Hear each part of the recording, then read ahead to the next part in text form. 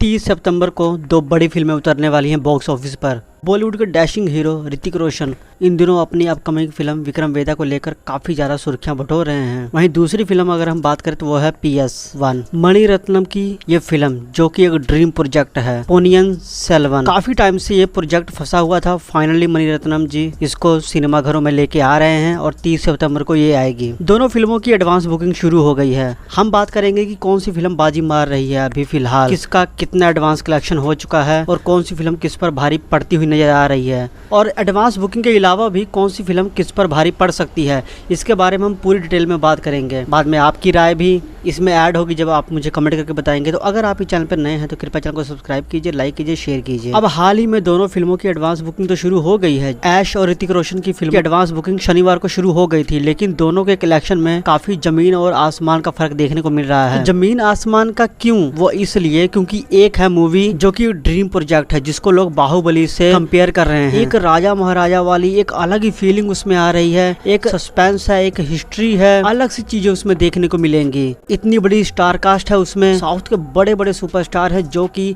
अब साउथ के नहीं पूरी भारत के दिलों पर राज करते हैं। विक्रम सर जैसे उसमें सुपरस्टार हैं, ऐश्वर्या राय हैं, बहुत बड़े बड़े सुपरस्टार हैं उसमें, तो इसलिए वो सबकी फेवरेट है भी। मल्टी स्टारर फिल्में आजकल चल रही हैं, ये तो आजकल ट्रेंड बन गया है। PS1 और विक्रम वेदा की एडवांस बुकिंग इतनी ज्यादा फर्क है कि इसको देखकर आप बिल्कुल यही बोलोगे कि हाँ कौन सी फिल्म बाजी मारेगी। तो ऐश्वर्या राय की PS1 को अगर हम देखें तो वो तमिल, तेलुगु, कन्नड़, मलयालम और हिंदी में रिलीज होगी। तो ये चीज तो फिर ऋतिक रोशन की फिल्म के साथ भी लागू होती है। तो एडवांस बुकिंग की दौड़ में PS1 आगे क्यों है? क्योंकि जब ये एडवांस बुकिंग की खबर सबके सामने आई और जैसे ही बुकिंग शुरू हुई तो साउथ के सिनेमाघर हाउसफुल होते हुए नजर आ रहे हैं। टिकट बुकिंग की रफ्तार इतनी भयंकर थी कि इसके लिए मॉर्निंग के शो भी ओपन करने पड़े। और चेन्नई की अगर हम बात करें तो सुबह 4:30 बजे के जो शो है ना, वो भी हाउसफुल है भाई साहब। इसीलिए विक्रम सर और ऐश जो PS1 मूवी है उसने सोमवार तक 1,75,000 की एडवांस बुकिंग कर रखी है। बहुत ज्यादा है ये फिलहाल अगर हम देखें तो अभी तक। और अगर कंपैरिजन करें हम विक्रम वेदा से फिर तो बहुत ज्यादा है, क्योंकि विक्रम वेदा की एडवांस बुकिंग अभी तक सिर्फ 17,000 है, 17। इन आंकड़ों को देख के पता चलता है कि एडवांस बुकिंग की कलेक्शन रेस में विक्रम वेदा बुरी तरह पिट रही है। और अगर हम इस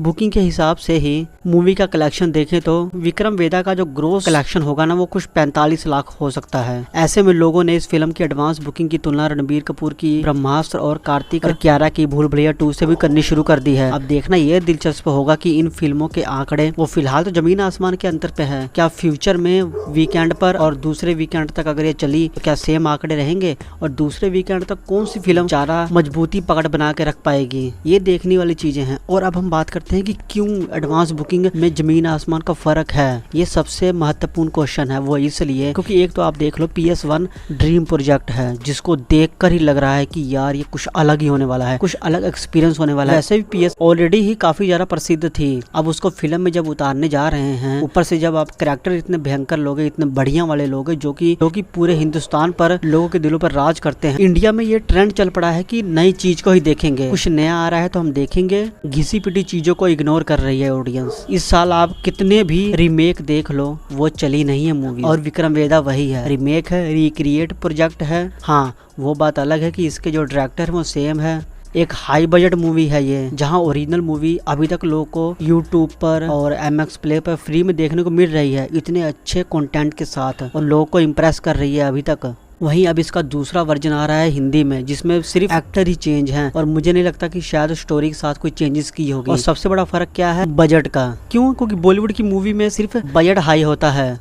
अगर बॉलीवुड की असली मूवी है तो उसमें बजट ही हाई रहेगा, कंटेंट शून्य होता है। मैक्सिमम मूवी अगर आप देख लोगे तो ऐसे ही है, या तो पिछली किसी मूवी से उठाकर लिया हुआ कंटेंट होगा या फिर कहीं और से। ओरिजिनल कंटेंट वाली मूवी बॉलीवुड में बहुत कम हो गई थी बननी, इसीलिए बॉलीवुड का आज ये हाल है। इस साल शायद ब्रह्मास्त्र एक ऐसी मूवी है जो कुछ अलग लेके आई है, उसमें भी वो प्रेम कथा डाल दी है, इसलिए ये मूवी इतनी भी जबरदस्त पकड़ नहीं बना जितनी उसने पहले वीकेंड पे बनाई थी। तो ये फर्क है अभी दोनों में। और सीरियसली अगर मेरे पॉइंट ऑफ व्यू से अगर आप देखोगे तो विक्रम वेदा लोग इसीलिए देखने जाएंगे क्योंकि उसमें ऋतिक रोशन की एक्टिंग अच्छी लग रही है।